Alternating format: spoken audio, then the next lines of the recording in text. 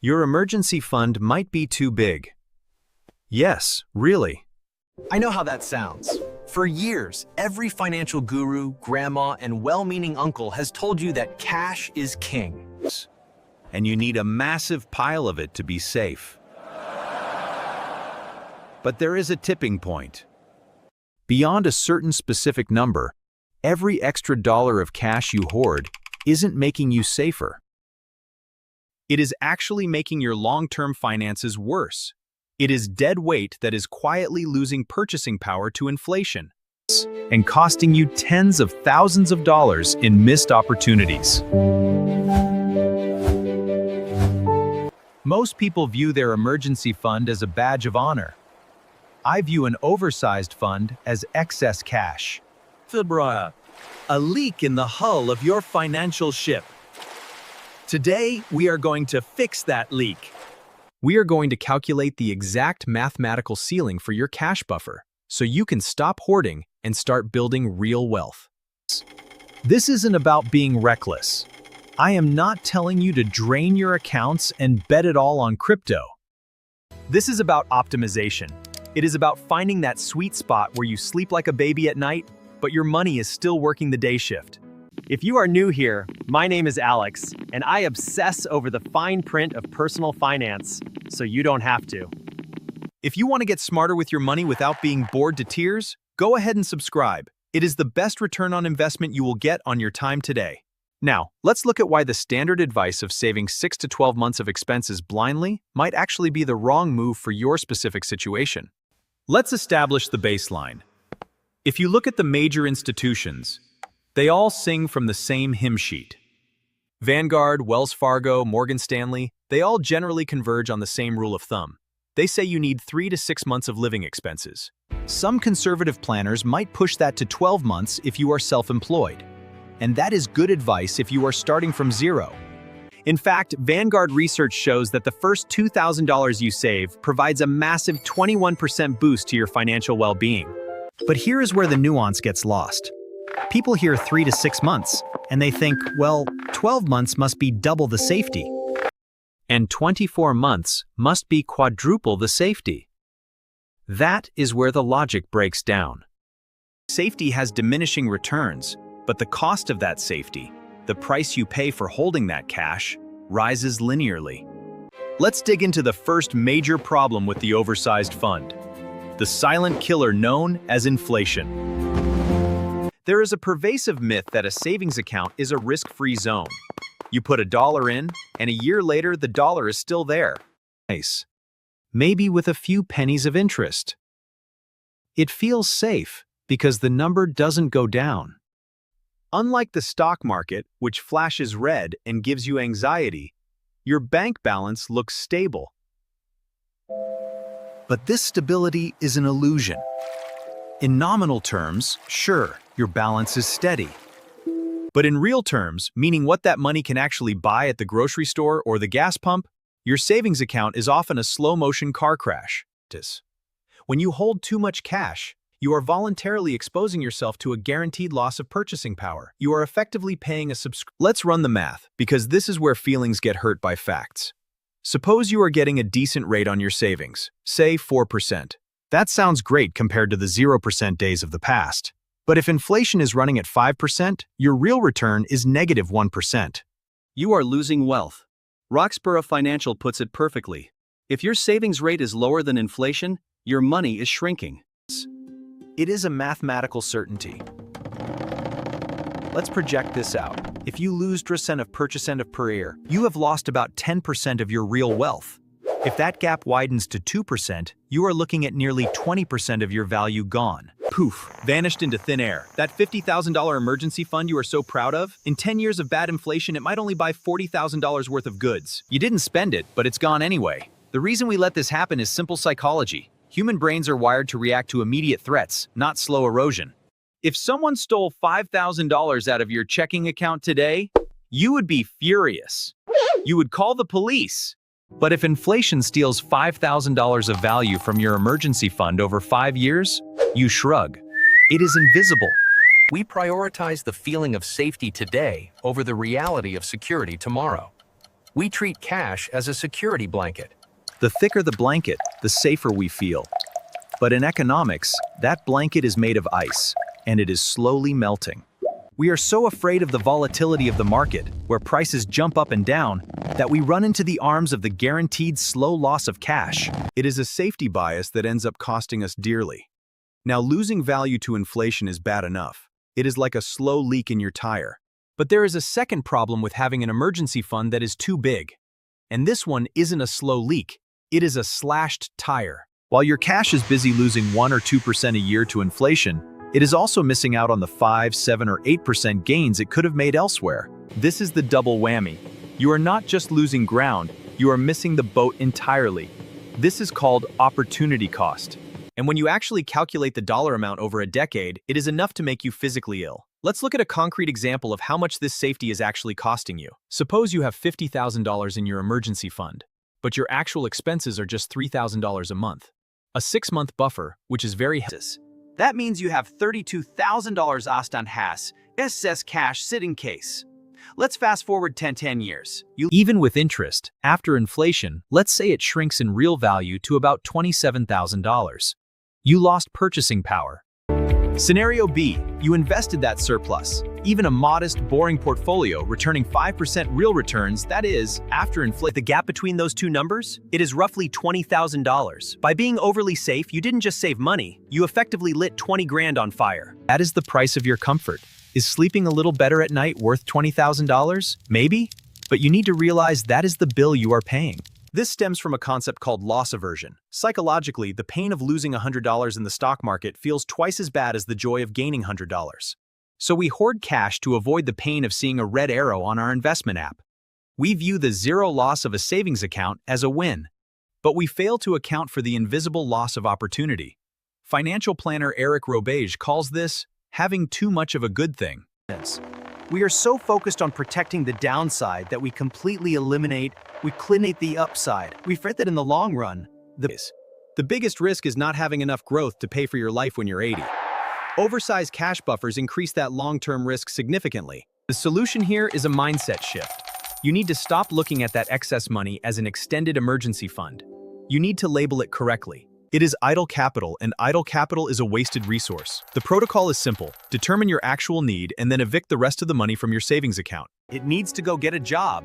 It needs to be working in bonds or stocks or real estate or something that historically outpaces inflation. As Hartford Funds points out, stocks and bonds have historically destroyed cash over long periods. I'm lending money on the sidelines. But it guarantees you lose the game over the next decade. So, how do we find the exact number? How do we calculate the line between safety and waste? This brings us to the most critical part of this video. We need to calculate your specific sleep well at night number, or your SWAN number. This isn't a random guess. It is a personalized calculation based on your life, not a generic rule of thumb from a blog post written in 2010. Most people get this wrong because they guess. They pick a round number like 10,000 or 50,000 because it feels good. But feelings are not math. We are going to build a formula that accounts for your job stability, your family size, and your fixed obligations. This is how the pros at places like we are going to apply that same rigor to your checking account. The myth we need to crush here is that everyone needs the same 6 months of expenses. That is nonsense. If you are a tenured professor with a paid-off house, 6 months of cash is wildly excessive. If you are a freelance graphic designer with 3 kids and a high mortgage, 6 months might be reckless. The 3 to 6 months rule is an average, and averages are dangerous. If you stand with 1 foot in a bucket of ice and 1 foot in a fire, on average you are comfortable. But in reality, you are in trouble. You're in trouble. Your emergency fund needs to be tailored to your specific volatility. They should not have the same saving strategy. Here is step 1 of the SWAN formula. You need to calculate your bare bones essentials. This is not your current spending. This is your apocalypse mode spending. If you lost your job tomorrow, you are not going to the movies and you are not ordering sushi. You are paying rent, utilities, insurance, basic groceries, and minimum debt payments. Write that number by AUK. This distinction is huge. An emergency fund is for emergencies, not for maintaining a luxury lifestyle during a crisis. Calculate the bare minimum needed to keep the lights on and the creditors away. That is your base variable. Step 2 is choosing your multiplier. This is where we look at your income stability. If you have a stable corporate job or you are a dual income household where it is unlikely, that is it. 3 or 4 months of essential expenses. That aligns with Veracity Financial and MCB guidance for stable earners. You bump that multiplier to 6. If you are self-employed, a freelancer, or a business owner, you are in the high-risk zone. So, you take your bare-bones number and multiply it by your risk factor. Essentials times multiplier equals SWAN.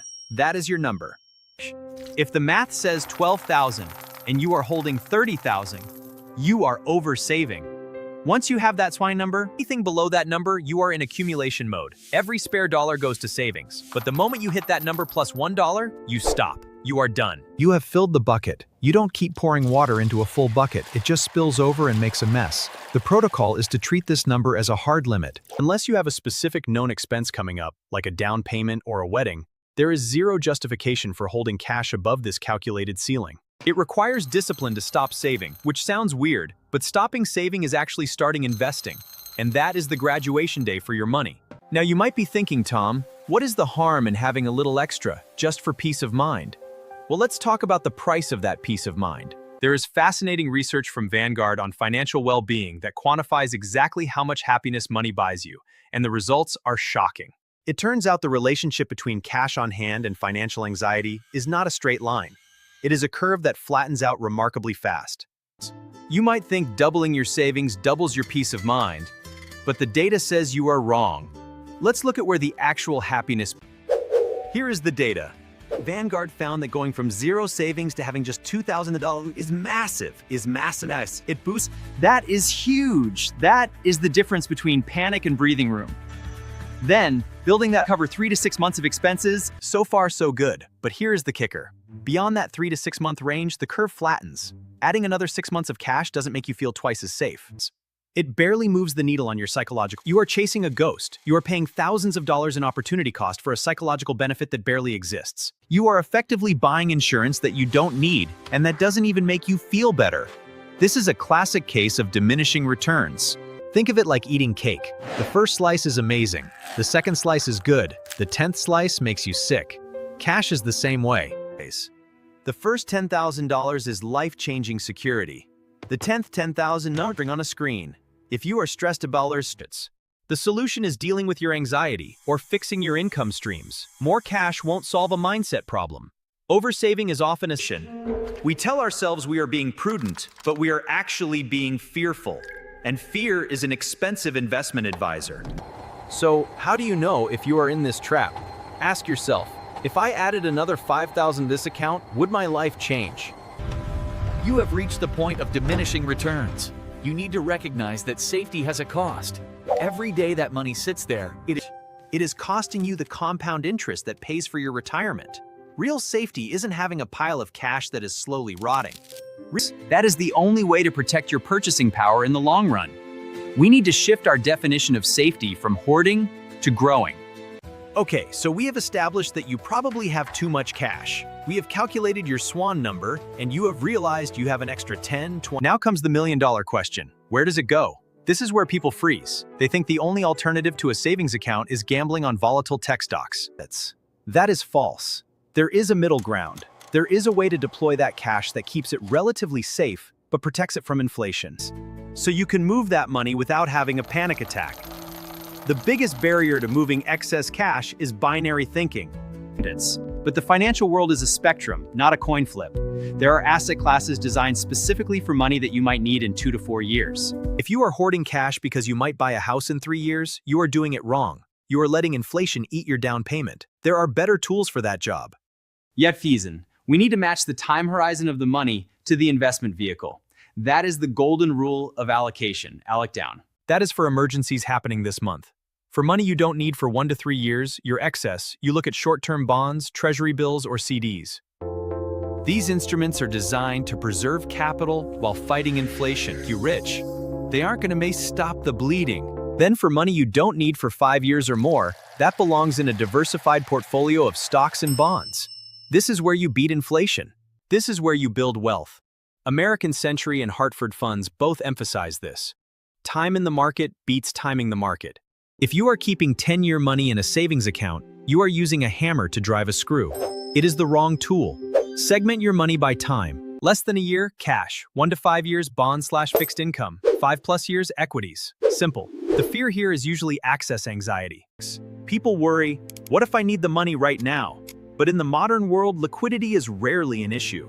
You can sell a bond fund or even treasury bills are highly liquid. The idea that you need instant debit card access to $50,000 is a movie scenario. Don't pay the inflation tax just so you can have instant access to money you haven't touched in 5 years. That is a premium you don't need to pay. Remind yourself that liquidity is abundant in financial markets. You don't need to hold physical, digital cash to be Subtract your SWAN number. The remainder is your deployable capital. If the market scares you, don't dump it all in at once. Dollar cost average it. Move 10% of it a month for 10 months. This reduces the psychological weight of the but you must have a plan to move. Pat Haltness. The goal is to wake up a year from now and realize your emergency fund is the right size and your investment portfolio. The Jetta 10. You will sleep but you will be richer. That is the optimization we are. One final trap to avoid. Your SWAN number is not a tattoo. It is not permanent. It is a living number that breathes and changes as your life changes. If you just got tenure at a university, your income risk dropped. You can lower your cash buffer. If you just quit your job to start a consult, you need to raise your buffer. Most people pick a number once and never revisit it. That is a mistake. You are solving today's problems with yesterday's math. Make this part of your annual financial review. Once a year, maybe around tax time, recalculate your essentials. Inflation.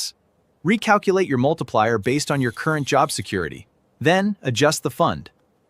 If you have too much, invest the difference. It is a fluid system. Don't let a rule you made 5 years ago dictate your strategy today. Be flexible. Treat your cash allocation like you treat your car. It needs an oil change and a checkup every once in a while to keep running smooth. So here is the action step. Take your total cash pile. Subtract your SWAN number. The remainder is your deployable capital. If the market scares you, don't dump it all in at once. Dollar cost average it. Move 10% of it a month for 10 months. This reduces the psychological weight of the decision. But you must have a plan to move it. The goal is to wake up a year from now and realize your emergency fund is the right size, and your investment portfolio has grown by that extra $20,000 or $30,000. You will sleep just as well, but you will be richer. That is the optimization we are aiming for. One final trap to avoid, the set it and forget it trap. Your SWAN number is not a tattoo. It is not permanent. It is a living number that breathes and changes as your life changes. If you just got tenure at a university, your income risk dropped. You can lower your cash buffer. If you just quit your job to start a consulting firm, your risk skyrocketed. You need to raise your buffer. Most people pick a number once and never revisit it. That is a mistake. You are solving today's problems with yesterday's math. Make this part of your annual financial review. Once a year, maybe around tax time, recalculate your essentials. Recalculate your multiplier based on your current job security. Then, adjust the fund. If you have too much, invest the difference. It is a fluid system. Don't let a rule you made 5 years ago dictate your strategy today. The goal is to be efficient. Treat your cash allocation like you treat your car. It needs an oil change and a checkup every once in a while to keep running smooth. Now, go forth and make your money work for you.